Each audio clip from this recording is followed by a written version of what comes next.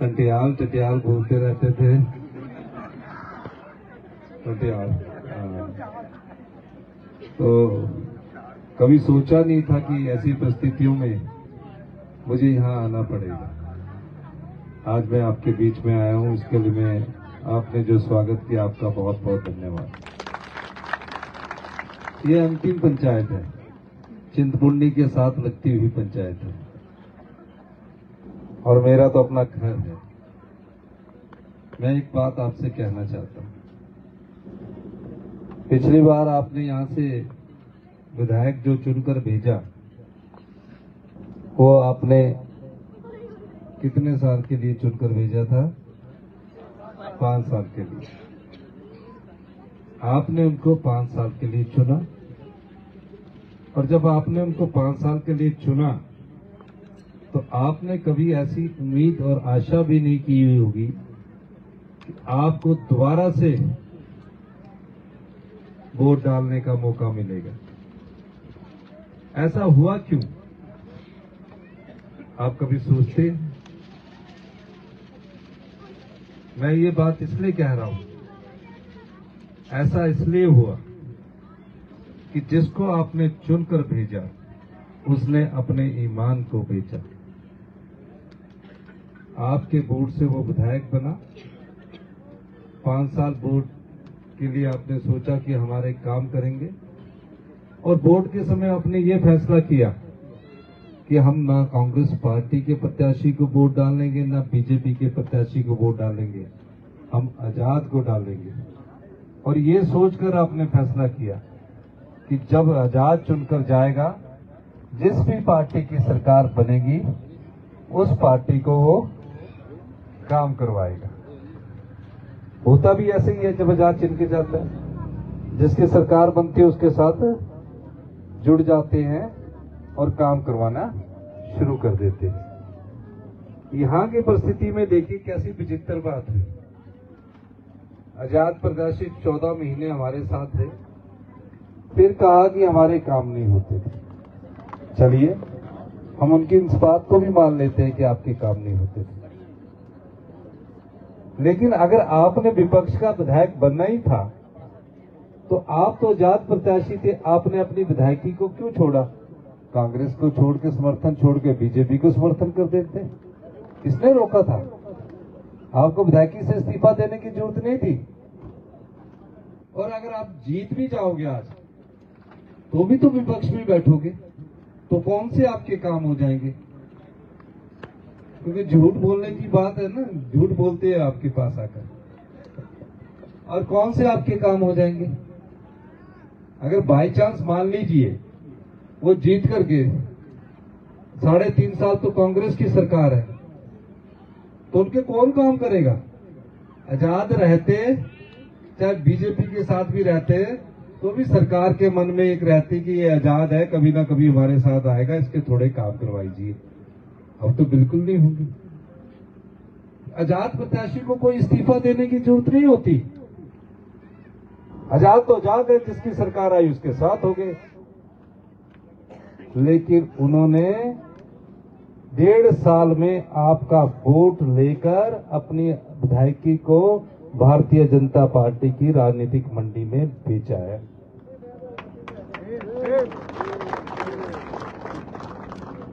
विधानसभा में जब भी आते थे, मैंने कभी किसी के काम को इनकार नहीं करता, मेरे स्वभाव में इनकार नहीं है। मैं लिख देता हूं, काम भी करवाते थे, रोक भी मारते थे और हमेशा कहते थे कि मेरा ये काम कर दो, और मैं कर भी देता। इतिहास में ये पहली ऐसी घटना है जो कई सालों तक याद रखी जाएगी। देरा की जनता की समस्याओं के लिए धरने पर नहीं बैठे, देरा में पानी की समस्या उसके लिए धरने में नहीं बैठे, देरा की सड़कों के लिए धरने में नहीं बैठे। धरने में क्यों बैठे? कि मेरा इस्तीफा स्वीकार करो, मैं आजाद जीता हुआ। देरा की समस्याओं के लिए कोर्ट में नहीं गए। कोर्ट में क्यों गए? कि मेरा इस्तीफा स्वीकार करो, कोर्ट में तब गए। जब एक घटनाक्रम हो रहा था तो मैं इस सारे घटनाक्रम की बारीकी से नजर रखे हुए था। मैंने अध्यक्ष महोदय से पूछा कि ये जो देरा से चुने हुए विधायक है, 1 महीना हिमाचल की सीमा के अंदर नहीं आए, हमारी सरकार को गिराने का इन्होंने षड्यंत्र रचा। हमने उसमें कानूनी कार्रवाई की, पता कीजिए कि कहां है। पता किया तो कोई पंचकूला में ठहरे हुए हैं, कभी हरिद्वार में जा रहे हैं गंगा मैया के पास अपने पाप धोने के लिए। गंगा मैया ने कहा कि भाई तुम्हारे पाप धोते धोते मैं ही ना कहीं मैली हो जाऊं। वहां से चले गए ऋषिकेश, ऋषिकेश के बाद चले गए गुड़गांव। 1 महीना तक हमारी सरकार को गिराने का षड्यंत्र ये लोग रचते रहे। जब सरकार नहीं गिरी, सब लोगों ने एकजुटता का परिचय दिया, ईमानदारी का परिचय दिया, 34 विधायक हमारे साथ खड़े रहे, तो इनको तीनों ने विधायकों ने इस्तीफा दिया। हमारी महानता देखिए, हमारे अध्यक्ष की महानता देखिए। उन्होंने इनसे पूछा, अध्यक्ष महोदय कुलदीप ठाणे जी ने, हम आपसे पूछना चाहते कि आप इस्तीफा क्यों देना चाहते हैं। कहते हैं कि हमने अब आगे किस दिशा में जाना है, हम उसके बारे में बात करेंगे। भाई अगर आपने दोबारा ही विधायक बनना था तो इस्तीफा क्यों देना था। दोबारा ही विधायक बनने आ रहे ना, कोई मंत्री बनने थोड़ी जा रहे। सरकार तो हमारी, क्यों इस्तीफा देना था। आप उनसे पूछना, और उनके जो साथी हैं उनसे भी पूछना कि इस्तीफा क्यों दिया। मैं बताता हूं इस्तीफा क्यों दिया। जो भारतीय जनता पार्टी का सामान से भरा अटैची उनको मिला, उसकी दूसरी किस्त तभी मिलनी थी जब उन्होंने इस्तीफा देना था। तो उसके लिए वो जल्दी कर रहे थे। किसके लिए कर रहे थे जल्दी। जो दूसरी टैची आनी थी तक टैची मिलनी नहीं थी, ताई टैची से मिलनी थी जे इस्तीफा स्वीकार करते कने। आज से भारतीय जनता पार्टी के बिके हुए कमल को खरीद कर चुनाव लड़ रहे हैं। ये भारतीय जनता पार्टी के ईमानदार कार्यकर्ताओं का कमल नहीं है, जिन्होंने खून पसीने से इस कमल को खड़ा किया है। ये बिका हुआ कमल है जिसके आधार पर ये वोट मांग रहे हैं। ऐसा व्यक्ति जो 10 साल देरा के लोगों के साथ झूठ बोलता रहा, देरा की समस्याओं के लिए खड़ा नहीं हुआ, अपनी व्यक्तिगत इच्छा पूर्ति के लिए इस्तीफा देने के लिए वो खड़ा हुआ है, और इसने लोकतंत्र को धोखा दिया है, आपको धोखा दिया है। ऐसे व्यक्ति को सबक सिखाने का समय आया है। 10 जुलाई को जब आप वोट डालने जाएंगे तो ये सोचकर वोट डालना आपने कि जिसको हमने 5 साल के लिए चुनकर दिए भेजा था, उसने 10 साल के भीतर अपनी विधायकों को क्यों बेचा, और वो क्या अब 3.5 साल और धोखा देता रहेगा। मैं आज आपके बीच में आया हूं। यहां से मेरी पत्नी चुनाव लड़ रही है, कांग्रेस की प्रत्याशी। हमें पार्टी हाईकमांड ने कहा कि चुनाव लड़ना पड़ेगा। हमने पार्टी हित में फैसला किया। आज मैं आपके बीच में आया। मैं देख रहा हूं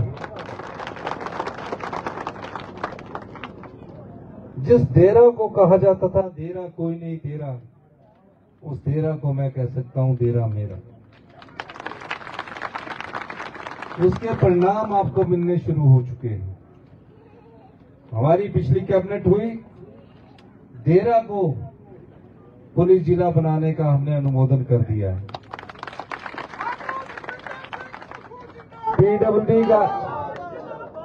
पीडब्ल्यूडी का एससी ऑफिस बनाने का अनुमोदन हमने कर दिया है। ये जो सड़कें हैं ना, कच्ची रह रही है, छोटी छोटी बीच में पैच फंसे हैं, ये ऑफिस आ जाएंगे, ये अधिकारी आ जाएंगे। जैसे ही नाम घोषणा होता है सब लोग तेजी से काम करना शुरू कर देते हैं। ये आचार संहिता के कारण इनकी नोटिफिकेशन नहीं हुई है। देरा के लिए एक नए सूर्य का उदय हुआ है।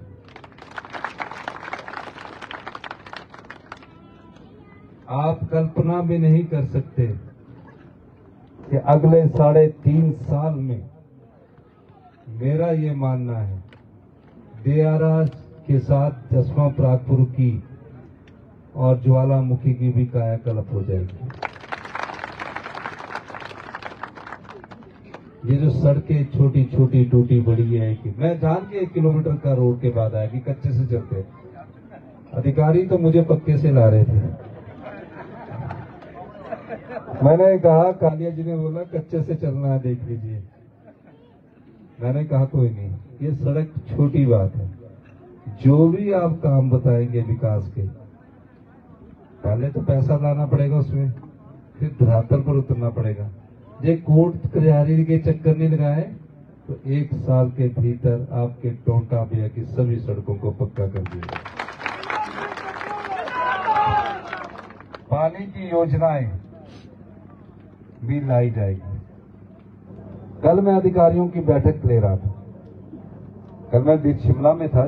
कल मैंने सचिवालय जाके अधिकारियों की बैठक की। नदी के किनारे हमारा देरा और प्यासा देरा, कई क्षेत्रों में अभी भी पानी नहीं आ रहा।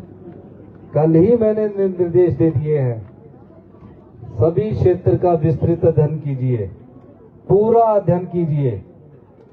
और देरा शहर के किनारे जो नगर पंचायत एरिया है, जिस तरह नदौन में हम 24/7 यानी 24 घंटे पानी दे रहे हैं, उस तरह की परियोजना लगाइए। काफी करोड़ों रुपया इस पर खर्च होगा। इसके अलावा एक अंतरराष्ट्रीय स्तर का जू बनने जा रहा है। कई बार मैं देखता हूँ कि चिड़ियाघर बोल रहे, चिड़ियाघर नहीं हो, जहाँ 600 करोड़ रुपया लगना हो चिड़ियाघर थोड़ी हो सकता। कोई चिड़िया थोड़ी पालनी वहां आपके पास इतना अधिक टूरिस्ट आएगा, जहां पूरा जंगल जैसे आप देखते हैं ना, उस तरह का विकास किया जाएगा। अंदर ही रहने की सुविधा होगी, अंदर ही होटल होंगे। 100 करोड़ रुपए की पहली किस्त में 60 करोड़ रुपए का काम शुरू हो चुका है। ये विडंबना ही होगी कि जब मैं शिलान्यास कर रहा था उस समय मेरे मुंह से लिखा देरा कोई नहीं तेरा, मैंने कहा देरा मेरा। और आज देखिए, ये कोई 8 महीने पहले का शिलान्यास पत्थर है, उसको आपने देखना। उस समय मैंने ये शब्द कहे थे और भगवान ने आज उसी का प्रतिनिधित्व करने का मुझे मेरे तो कांग्रेस प्रत्याशी के रूप में मौका मिला। 75 साल में निचले हिमाचल से कांग्रेस पार्टी ने पहला मुख्यमंत्री दिया है। 75 साल में। और बड़ी जल्दी 1.5 साल में देरा का भाग्य भी उदय हो गया कि वहां से उनके होम मिनिस्टर साहब भी इलेक्शन लड़ गया। अब घर में महिलाओं का परिवार में एक अपना अहम रोल होता है। जब दबाव डालना होता है तो सबको मानना पड़ता है। तो आपकी जो ध्यान है, मैं आपका तो भाई हूं, इस गांव वालों का मैं भाई हूं, बेटा भी हूं, तो आप उनका कहना तो मानना पड़ेगा। पर हमारी सरकार 15 महीने में कुछ योजनाएं लेकर आई है। मैं कुछ योजनाओं का जानकारी आपको देना चाहता हूं। हमारी सरकार के ऊपर 75,000 करोड़ रुपए का कर्ज है। 10,000 करोड़ की 6th पे कमीशन की लायबिलिटीज है। हमने दृढ़ इच्छा शक्ति का परिचय देते हुए 1,36,000 सरकारी कर्मचारियों को ओल्ड पेंशन स्कीम से नवाजा। क्यों नवाजा? ताकि उनका बुढ़ापा सुरक्षित हो सके।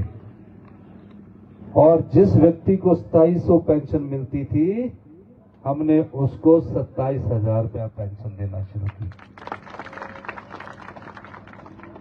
जितने पंचायत प्रधान है, बीडीसी मेंबर है, जिला परिषद है, हमारी पहली ऐसी सरकार है जो चुनाव के मद्देनजर कोई फैसला नहीं करती, सबकी हमने ऑनरेरियम को बढ़ाया है। 18 साल से ऊपर की हमारी बेटी, जब तक उसके शरीर में अंतिम सांस रहेगा, हमने उसको 1500 रुपया हर महीने देने की बात की है। और आपके अकाउंट में 3000 रुपया कईयों के अकाउंट में आ भी चुका होगा। 3000 रुपया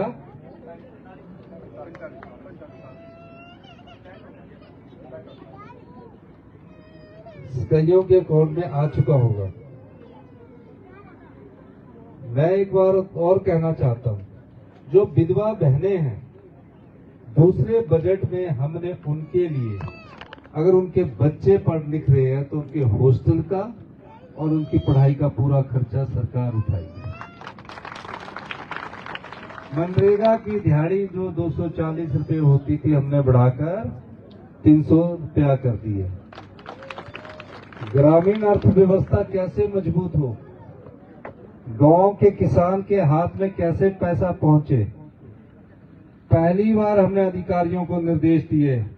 अड़चनें बहुत थी कि गाय का दूध का मूल्य हमने 45 रुपये प्रति लीटर और भैंस के दूध का मूल्य 55 रुपये प्रति लीटर हमने निर्धारित किया है। यानी कि 45 रुपये सरकार खरीदेगी, उससे ज्यादा रेट में बिकेगा तो वो बाजार में बेच सकते हैं। सरकार 45 रुपये और 55 रुपये खरीदेगी। अगर आपने गेहूं पैदा करनी है और यूरिया का प्रयोग नहीं करेंगे, गाय के गोबर और भैंस के गोबर से अगर गेहूं पैदा करेंगे तो सरकार 40 रुपये किलो आपसे गेहूं खरीदेगी और 30 रुपये किलो मक्की खरीदेगी। अभी इस योजना को आने वाले 1-2 महीने में लागू कर दिया जाएगा। इसको प्राकृतिक खेती कहते हैं। अभी ये 40 रुपये है, बाद में बढ़कर ये 60 रुपये होगा। 90% हम लोग गांव में रहते हैं, 90% शहरों में नहीं रहने वाले। गांव में हमारे पास शहरों जैसी सुविधा है और हमारी जनसंख्या 90% गांव में रहती है। मैंने देखा 70 साल के बाद बुजुर्ग जरा जब बीमारी होती है तो थोड़े कुड़ जाते हैं। मैं बोलता थे कि दर्द होगी, डॉक्टर वाल चली गया, कहने पेन किलर ली थी, दर्द तो दूर होगी लेकिन बीमारी नहीं गई। हमने 70 साल से ऊपर के जितने भी बुजुर्ग हैं, जो भी यहाँ बैठे हुए हैं या हमारी बात को सुन रहे हैं, 25 लाख रुपए तक की मुफ्त इलाज योजना की हम शुरुआत करने जा रहे हैं, ताकि गांव का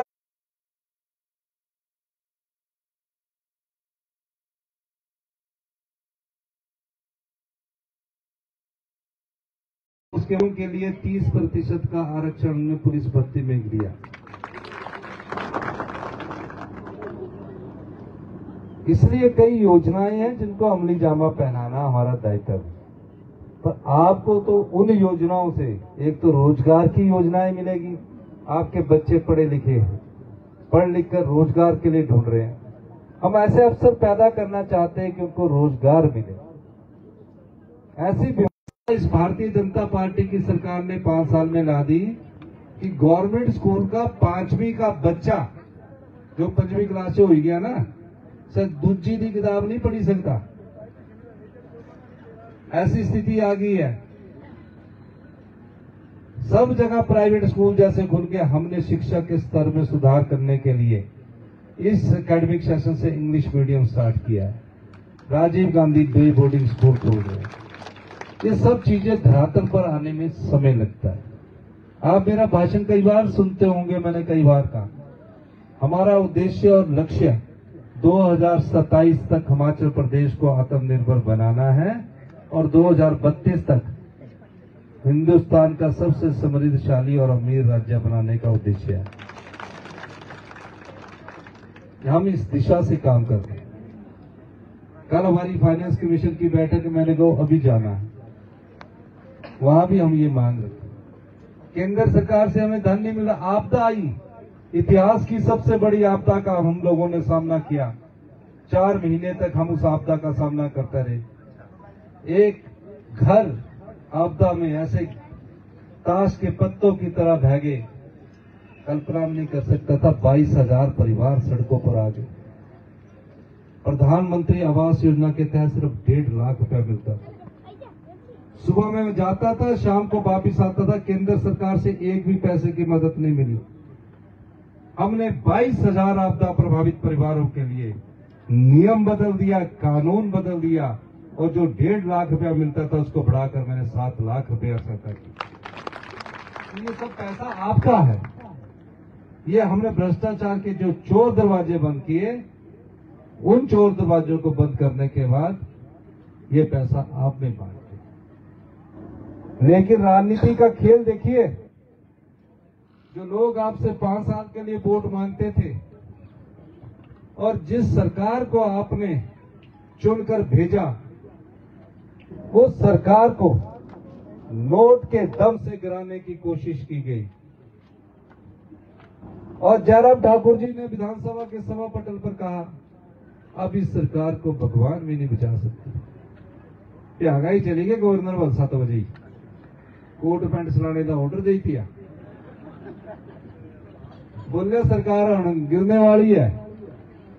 सर जयराम ठाकुर जी का कोट पैंट अजकल किलिया च टंगा रह गया। सर बार बार बोलते कि 4 जून जो साड़ी 2 सरकारें बढ़नी बोलाते थे ना, झूठ ही बोल रहे हैं। 4 जून को हमारी सरकार में 4 और एमएलए जुड़ गए, 34 से हम 38 हो गए। और पक्का भगवान ने कर दिया। जिस भगवान जी को उन्होंने चुनौती दी थी, हम देवी देवताओं में विश्वास करने वाले लोग हैं, उसी भगवान जी ने हमारी सरकार को 4 और बधाई देकर पूर्ण बहुमत की सरकार बना दी। और ये 3 आजाद प्रत्याशी आपके पास 3.5 साल के लिए वोट मांगने आएंगे। पूछना जो तो सब 5 साल वास्ते चुनकर भेजा था, तो सब क्या रिजाइन करता। आपने अपना धर्म नवाया है, लेकिन आपके बिके हुए विधायक ने आपको धोखा दिया। जो लोग राजनीति में सिर्फ धन कमाने आते हैं और धन के सारे अपनी विधायकी को बेच देते हैं और आपका वोट देकर विधायक बनते हैं, ऐसे लोगों को सबक सिखाने का वक्त आया है। ऐसे लोगों को कोई और सबक नहीं सिखा सकता, सरकारें नहीं सिखा सकती है, हम नहीं सिखा सकते हैं। ऐसे लोगों को लोकतंत्र में आपका वोट ही सबक सिखा सकता है। आजादी के बाद का कोई सबसे बड़ा अधिकार कोई आपके पास है तो वो वोट का अधिकार है।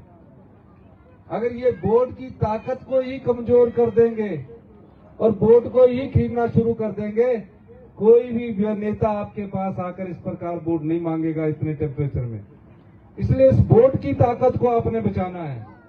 जिसको आपने 5 साल के लिए चुनकर भेजा, उसने 1.5 साल में आपकी भावनाओं का सौदा भारतीय जनता पार्टी के साथ किया है। वो पैसे की खातिर बिका है। ऐसे व्यक्ति को आप सबक सिखाएंगे कि नहीं सिखाएंगे? हाथ खड़ा करके बताओ, पक्का सिखाएंगे। और 3.5 साल देरा के लोग कांग्रेस के प्रत्याशी को जिताइए। देरा के लोग जब कांग्रेस के प्रत्याशी को जिताएंगे, मैं दावे के साथ कह सकता हूं, देरा में विकास की कोई कमी नहीं रहेगी और टोंटा में तो वैसे भी नहीं रहेगी। तो अंत में मैं आपके पास इसलिए आया हूं क्योंकि मैंने सोचा अपना कैंपेन अपने पैतृक, अपने अतीत वाले गांव से करूं, इसलिए मैं आपके पास आया हूं। आपसे एक और प्रार्थना करना चाहता हूं।